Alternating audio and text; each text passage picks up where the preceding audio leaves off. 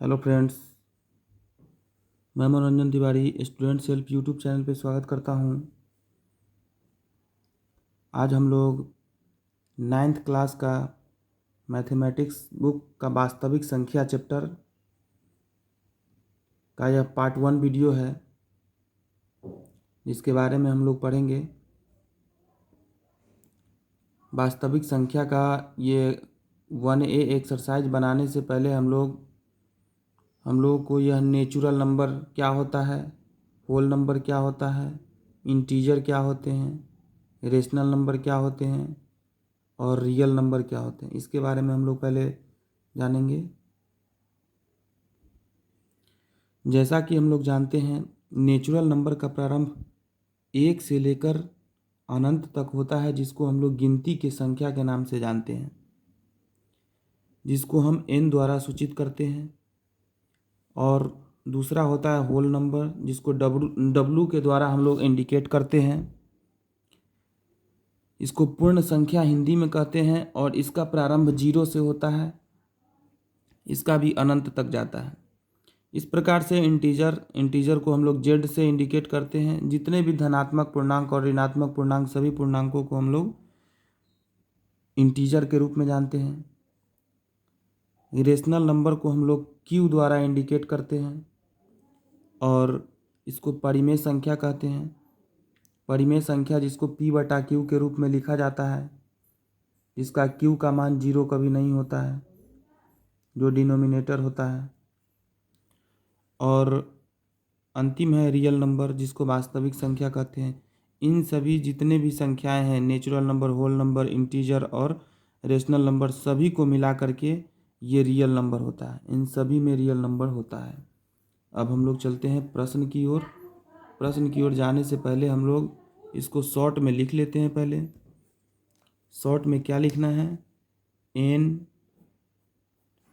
W Z Q और R। इसको हम लोग बढ़ते हुए क्रम में पहले समझेंगे।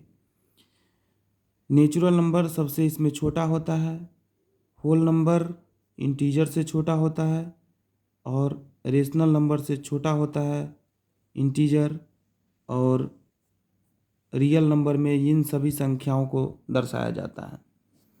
इस प्रकार से हम लोग चलते हैं 1A प्रश्नावली का। ये क्वेश्चन नंबर 1 है, जिसमें बताया जा रहा है प्रत्येक पूर्णांक एक परिमेय संख्या भी है। कथन सत्य और असत्य में हम लोगों को बताना है।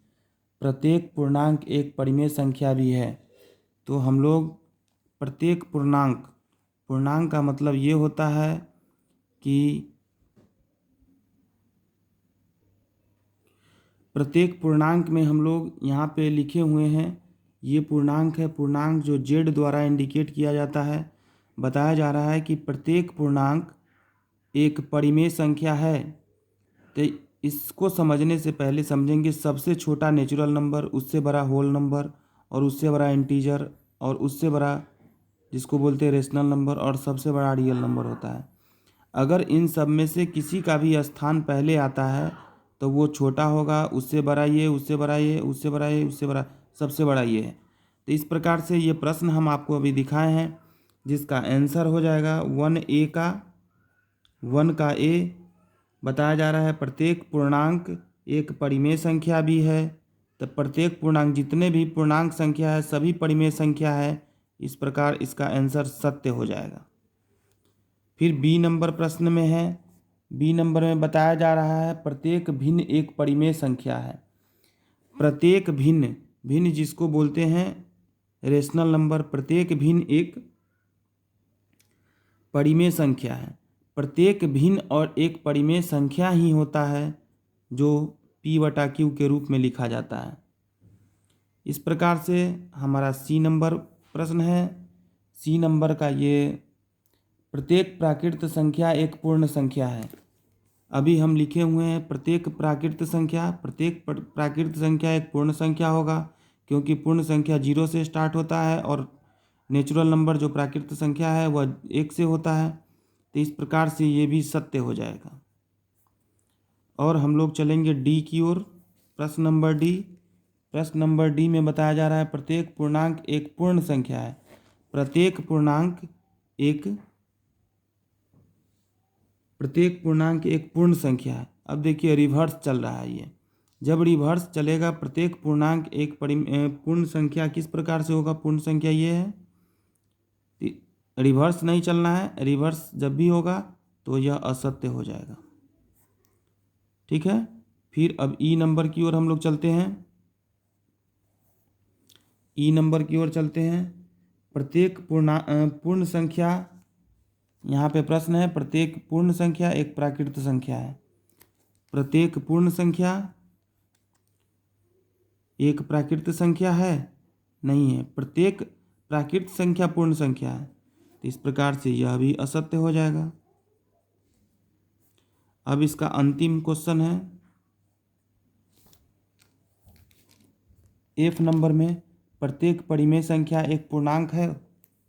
प्रत्येक परिमेय संख्या जो यहाँ पे लिखा गया है, प्रत्येक परिमेय संख्या क्या पूर्णांक हो सकता है? नहीं हो सकता है। इस प्रकार से ये भी रिवर्स है, ये भी असत्य हो जाएगा। अब हम लोग चलते हैं रिक्त स्थानों की पूर्ति करें प्रश्न संख्या 2 पे, जिसमें परिमेय संख्या 2/3 -1/2 0 और 5/6 को बढ़ते क्रम में लिखने के लिए बताया जा रहा है। तो सबसे पहले हम लोग जानते हैं कि जब इंटीजर इस तरह से हम लोग लिखते हैं तो यहाँ पे 0, इधर -1, -2, -3, इस प्रकार से इन्फिनिटी तक चला जाता है। इधर 1 2 3, इधर इन्फिनिटी तक। अगर हम संख्या रेखा पर दर्शाते हैं तो इस प्रकार से जितने भी नंबर माइनस में होते हैं, बाएं साइड होते हैं, वो सभी माइनस में होते हैं, और जितने भी संख्या दाहिने तरफ होते हैं वो सभी प्लस में होते हैं। तो इन चारों को देखने के बाद तो यह पता चलता है कि यह नंबर जो सबसे छोटा नंबर है 1/2, क्योंकि यह माइनस में नंबर है। बढ़ते क्रम में ये तो सबसे पहला नंबर हो गया, और इससे बड़ा 0 होगा। फिर इसके बाद जो है, तो इस प्रकार से 0, और हमारे पास अब 2/3 और 5/6 संख्या बचा हुआ है। इन दोनों में बड़ा छोटा चेक करेंगे हम लोग। इस प्रकार से क्रॉस प्रोडक्ट करेंगे, क्रॉस गुना करेंगे। 6 दूना 12 और 5 तेईं 15, मतलब ये वाला नंबर जो है सबसे बड़ा है 5/6, और ये 2/3 जो है इससे छोटा है। तो इस प्रकार से इससे बड़ा 2/3 हो जाएगा, और सबसे बड़ा 5/6 नंबर हो जाएगा। इस प्रकार से हम लोग बढ़ते क्रम में इसको सजा दिए। फिर नेक्स्ट प्रश्न है, उसी को घटते हुए क्रम में सजाने के लिए बताया जा रहा है। अब इन सभी संख्याओं को भी उसी तरीके से हम लोग घटते हुए क्रम में सजाने से पहले हम लोग जानते हैं कि सबसे बड़ा नंबर लिखेंगे सबसे पहले, तो क्रॉस गुना करेंगे आपस में। 3 3 या 9, 16, इस प्रकार से 8 और इधर 15। इन सभी संख्याओं में सबसे बड़ा नंबर 4/3 है, और इस प्रकार से गुना करेंगे तो इससे भी बड़ा ये है। मतलब घटते क्रम में सजाने के लिए सबसे बड़ा नंबर ये हो जाएगा। फिर इससे छोटा नंबर कौन सा होगा? इससे छोटा नंबर 3/4 हो जाएगा, क्योंकि 9 है और इधर 16 है। इस प्रकार से इससे छोटा नंबर हो जाएगा 4/3। इस प्रकार से हमारा क्वेश्चन नंबर 2 कंप्लीट हो गया। इस प्रकार से प्रश्न संख्या 3 पे चलते हम लोग। संख्या रेखा पर निम्नलिखित संख्याओं को प्रदर्शित करें। अब संख्या रेखा पर किसी नंबर को हम लोग कैसे प्रदर्शित करते हैं इसके बारे में समझते हैं। जैसे कि 2/3 हमको प्रदर्शित करना है, तो इस प्रकार से 0 और 1 के बीच में हम ये जो भी संख्या हर में लिखा गया है 3, इसको 3 बराबर भागों में हम लोग बांटेंगे पहले। अब उसके बाद 2 है तो 2 पे जाएंगे और 2/3 इस प्रकार से लिख करके इसको सर्किल कर देंगे। ठीक है, उसी प्रकार से ये 7/4 है, तो इसका तो डिनोमिनेटर छोटा है, न्यूमरेटर बड़ा है, तो इस कंडीशन में क्या करेंगे, 7 को डिवाइड करेंगे 4 से, 4 1 जा 4, 3 शेषफल आया। इस प्रकार से हमको मिक्स्ड फ्रैक्शन में लिखना है और 3/4 आएगा। अब इस प्रकार से 0 लिखेंगे, इधर 1 लिखेंगे और 1 के बाद 1 2 3 और 4, इधर 4 टाइम्स में इसको डिवाइड करेंगे और 1 2 3 यानी 3/4, इस प्रकार से ऐसे हम लोग करेंगे। इधर 1, यहाँ पे 2, इस प्रकार से। फिर हम लोग चलेंगे, प्रश्न संख्या सी है 3 नंबर का। सी नंबर प्रश्न को देखते हैं। ए नंबर है, इधर बी नंबर है और यहाँ पे सी नंबर है। सी नंबर भी इसी प्रकार से, लेकिन यहाँ पे संख्या रेखा पर दर्शाने से पहले माइनस में दिया गया है, तो इस प्रकार से 0 हम लोग लिखेंगे। और 5/3 है, इसका मतलब है कि 1 2 3 4 और 1 2 3 4 5, 5 बराबर भागों में बांटेंगे और यहाँ पे 1 डालेंगे, ठीक है। और हमारा संख्या है 3 नंबर पे 1 2 3, अर्थात 3/5। ये मेरा आंसर हो गया। इस प्रकार से हम उम्मीद करते हैं कि आप लोग समझ रहे होंगे। 1 और 2 के बीच में 5 परिमेय संख्याएं ज्ञात करें।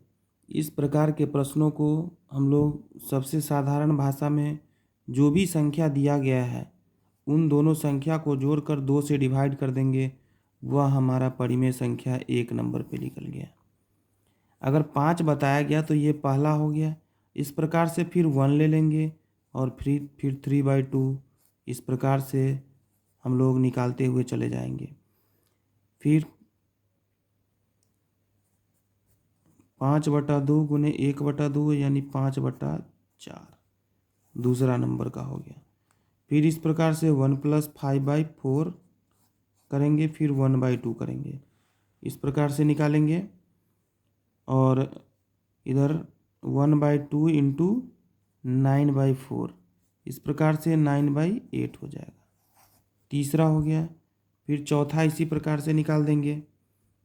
इसमें कुछ खास परेशानी है नहीं हम लोगों को। क्या करेंगे, किसी भी संख्या का फर्स्ट इंटू लास्ट को ऐड करेंगे और 1/2 से गुना कर देंगे, वही मेरा परिमेय संख्या हो जाएगा। जैसे यहाँ पे 1/2 इंटू 17/8, इस प्रकार से 17/16, ये मेरा 4 नंबर का हो गया। 5 परिमेय संख्या बताया गया है। फिर 1/2 इस प्रकार से करेंगे, 1 + 17/16। जैसा कि हम लोग जानते हैं कि दो संख्याओं के बीच में अनगिनत परिमेय संख्या निकाला जा सकता है, तो इस प्रकार से हम लोग निकालते चले जाएंगे। इस प्रकार से 33/32, ये भी 1 2 3 4 5, इस प्रकार से हम लोग 5 परिमेय संख्या ज्ञात कर दिए हैं। अब पार्ट 2 वीडियो में हम लोग 4 से लेकर के पूरे इस चैप्टर को एंड करेंगे। जय हिंद, जय भारत, धन्यवाद।